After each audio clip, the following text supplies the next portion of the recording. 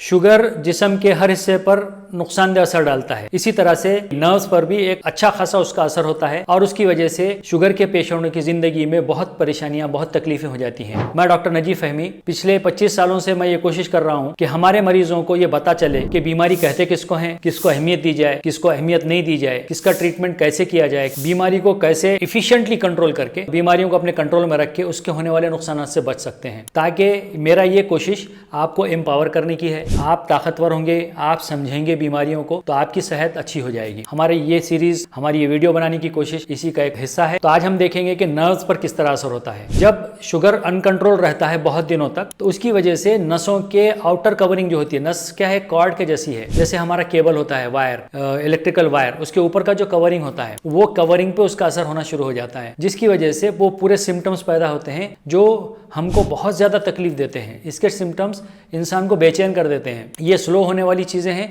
और लंबी चलने वाली चीजें हैं, यानी न्यूरोपैथी की चीजें। पहले ये समझ लीजिए कि नर्व्स का क्या काम है। नर्व्स का काम ये है कि वो जिस्म के अलग अलग हिस्सों से ब्रेन को सिग्नल्स भेजता है। वो सिग्नल्स कहाँ से आते हैं? वो सिग्नल्स जो हम एटमॉस्फेयर में रहते हैं, बाहर से जो सिग्नल्स आते हैं वो ऊपर भिजवाए जाते हैं। और उसके साथ साथ हमारे बॉडी के अंदर जो भी मैकेनिज्म हो रहा है उसके बारे में भी सिग्नल्स जनरेट होते हैं और सिग्नल्स मिलते हैं, वो जाकर ब्रेन में पहुंचते हैं। ब्रेन में जाके वो प्रोसेस होकर उसके हिसाब से कामकाज होता है। अब जैसे मैं ये हाथ हिला रहा हूँ, मुझे ये है कि आपकी तरफ देखना है, तो मैं आंखें खोलूँगा और आपकी तरफ देख रहा हूँ।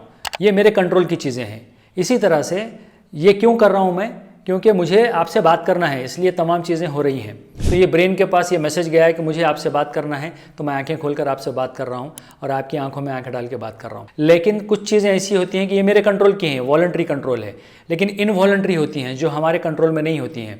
वो भी नर्वस सिस्टम का हिस्सा है या हमारे आसाबी निज़ाम का हिस्सा है। उसको ऑटोनॉमिक नर्वस सिस्टम कहते हैं। वो अपने आप होता है, जैसे दिल का धड़कना। दिल को धड़कने के लिए कहा नहीं जा सकता, वो अपने आप धड़कता रहता है। उसी तरह से आंखों का ब्लिंक होना, चलते हुए हमारे हाथों का हिलना, फिर खाना देखने के बाद हमारे मुंह में पानी का आ जाना, तो ये सब चीज़ें ऑटोनॉमिक नर्वस सिस्टम का हिस्सा है, ये अपने आप होती हैं। तो ये इनवॉलंटरी मूवमेंट्स हैं, इनवॉलंटरी एक्टिविटीज़ हैं। इसी तरह से ये न्यूरोपैथी ये तमाम चीज़ों पर असर डालती है कि मेरे मसल्स में मूवमेंट होना है, वजन उठाना है, तो मेरे मसल्स को हुक्म होता है कि भाई आप टाइट हो जाओ, मजबूती से पकड़ लो इस चीज़ को। ये वॉलंटरी मूवमेंट हो गया। इसका काम करने का तरीका थोड़ा सा अलग है, लेकिन हार्ट और हमारे ब्रेन में होने वाले कामकाज, फिर हमारे जिस्म में होने वाले दूसरे डाइजेशन का सिस्टम है, आंतों पे, इंटेस्टाइन्स पे जो असर होता है, ये ऑटोनॉमिक नर्वस सिस्टम पे काम होते रहते हैं। अपने आप होता रहता है। ब्रेन अपने आप इसको कंट्रोल करता है, जैसी जरूरत होती है उसके हिसाब से सिग्नल्स पैदा होते हैं और काम आगे बढ़ता रहता है। तो हम ये देखेंगे कि डायबिटिक न्यूरोपैथी जिस्म के किन किन हिस्सों पर असर डालती है। सबसे ज्यादा नुकसान जो देखा गया है, जिसकी वजह से इंसान अपाहिज हो जाता है, वो उस पर पैरों पर असर होता है।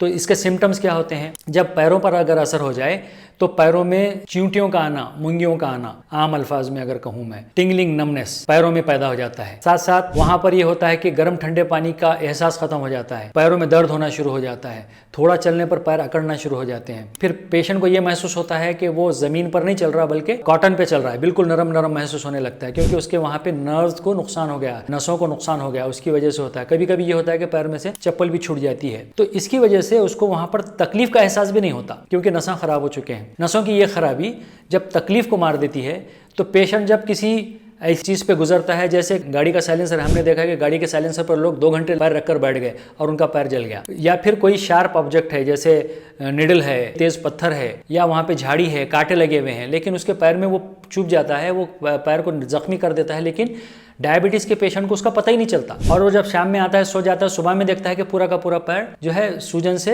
ऊपर तक सूजन आ गई। देखते देखते वो सूजन बहुत तेजी से बढ़ गई और यहाँ तक बारी आती है कि अगर उसको कंट्रोल नहीं किया गया और उस पर नजर नहीं रखी गई, तो क्योंकि शुगर ज्यादा होने की वजह से वो जहाँ पर इंजुरी हुई, जहाँ पर नुकसान हुआ, जहाँ पर जख्म हो गया, वो हिस्सा कमजोर रहता है बीमारियों से लड़ने के लिए, क्योंकि शुगर ज़्यादा है। तो वहाँ बैक्टीरिया बहुत तेज़ी से बढ़ते हैं, क्योंकि खून में शुगर ज़्यादा होने से बैक्टीरिया तेज़ी से बढ़ते हैं। जैसे वो तेज़ी से बढ़ते हैं तो वहाँ इन्फेक्शन बहुत तेज़ी से फैल जाता है, तो कभी कभी बारी पैर काटने तक की आ जाती है।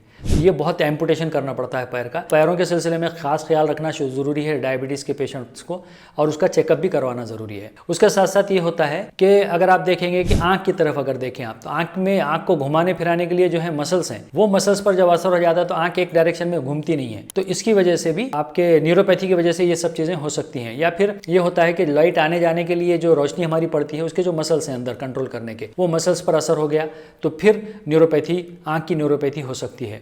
उसके साथ साथ ये हो सकता है कि जब आप अगर देखेंगे कि डाइजेशन का मामला अगर हो गया, डाइजेशन भी पूरा का पूरा कंट्रोल होता है ऑटोनोमिक नर्वस सिस्टम के जरिए से, ये ऑटोमेटिक प्रोसेस है। लेकिन जब ग़िज़ा आती है वो हजम हो जाती है तो डाइजेशन फूड जो है आगे बढ़ना चाहिए। लेकिन अगर नसों की प्रॉब्लम हो गई तो स्टमक जो है फुल हो गया या उसको आगे खाना भेजना चाहिए, आगे फूड भेजना चाहिए, इसका एहसास नहीं होता क्योंकि नसों का प्रॉब्लम हो गया, क्योंकि जो सिग्नलिंग सिस्टम है वो खराब हो चुका है ब्रेन को।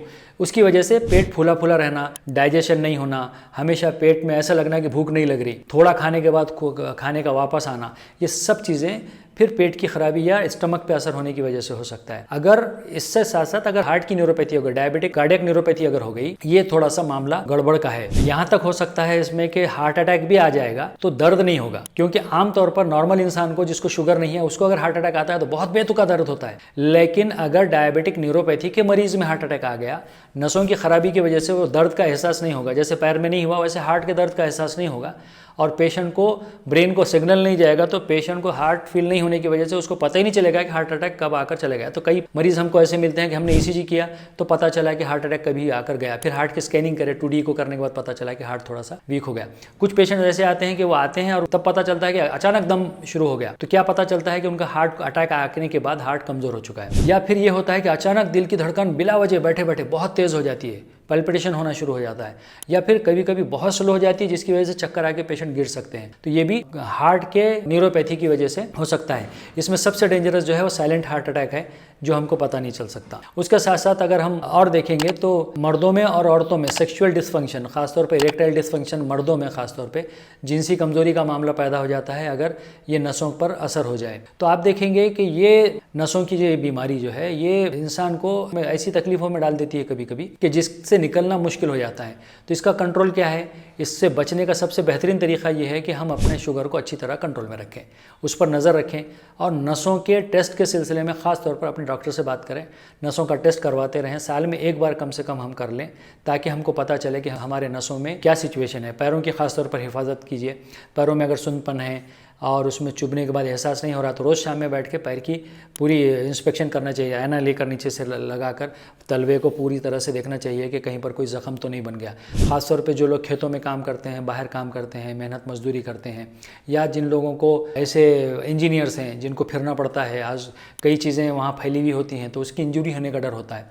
अगर दर्द का एहसास नहीं होगा तो ये चीज़ें आगे ले जाके परेशानी का बायस हो सकती हैं।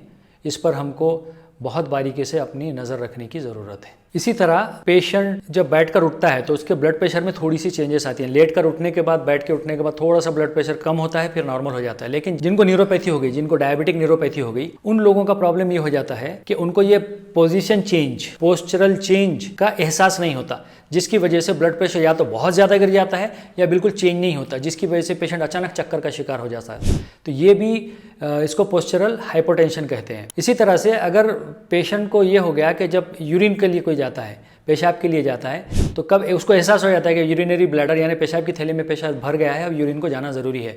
लेकिन अगर न्यूरोपैथी हो गई तो अगेन सिग्नल्स जो हैं पेशाब की थैली से ब्रेन को जाएंगे नहीं, तो ब्रेन फिर ये नहीं कहेगा कि जाइए पेशाब के लिए। तो वहाँ पर ये होता है कि ओवरफिल हो जाता है, जब ब्लैडर बहुत ज़्यादा ओवर डिस्टेंडेड हो जाता है, बहुत ज़्यादा पेशाब से भर जाता है, तो पेशाब लीक होना शुरू हो जाता है। कई मरतबा हम देखते हैं कि शुगर के पेशेंटों में पेशाब का लीक होना समझ नहीं पाते कि किस वजह से हो रहा है। कई लोगों को लगता है कि भाई ये मसल्स की कमज़ोरी है, उम्र की कमज़ोरी है, लेकिन ये डायबिटिक न्यूरोपैथी का एक सिम्टम हो सकता है। तो इस पर भी हमको ध्यान देना चाहिए। उसके लिहाज से कुछ मेडिसिन का इस्तेमाल करके हम ये सिम्टम्स को कंट्रोल कर सकते हैं। इससे पहले हमने अपने एक वीडियो में देखा था कि हाइपोग्लाइसीमिया यानी शुगर का बहुत ज़्यादा कम हो जाना, 70 से नीचे हो जाना। ये जब होने लगता है तो पेशेंट को फ़ौरन एहसास हो जाता है कि शुगर कम हो रहा है, पसीने आने लगते हैं, घबराहट होने लगती है, दिल की धड़कन बढ़ जाती है। लेकिन सीवियर डायबिटिक न्यूरोपैथी अगर किसी को है, बहुत ज़्यादा न्यूरोपैथी अगर हो गई, तो उसको ये एहसास भी नहीं होता। किसी का शुगर 60-70 पर चले जाता है, लेकिन पेशेंट जो है कंफर्टेबल बैठे रहते हैं या सडनली कोमा में चले जाते हैं। तो उससे बचने का जो मैकेनिज्म है उसका भी ताल्लुक नर्व से है, नसों से है। वहां पर भी अगर असर होता है तो ये भी एक जानलेवा सिचुएशन बन सकती है, खतरनाक सिचुएशन बन सकती है मरीजों के लिए। तो ये थे कुछ सिम्टम्स जो इंसानों को, शुगर के पेशेंटों को खास तौर पे शुगर कंट्रोल नहीं होने की वजह से हो सकते हैं। हमको शुगर अच्छा कंट्रोल करके इन तमाम चीज़ों से बचने की कोशिश करनी चाहिए। हम इसी तरह से अलग अलग वीडियोज़ में शुगर के अलग अलग ऑर्गन्स पर क्या क्या असर हो सकता है उसके बारे में आपको बताएंगे। कुछ वीडियोज़ में आगे चलकर हम जो है लंग्स पर और हार्ट पर और ब्रेन पर इसका किस तरह शुगर का असर हो सकता है इसके बारे में बात करेंगे। फिर मिलेंगे अगले वीडियो में, तब तक इस वीडियो को शेयर कीजिए और ज़्यादा से ज़्यादा लोगों को इससे फ़ायदा उठाने में मदद दीजिए।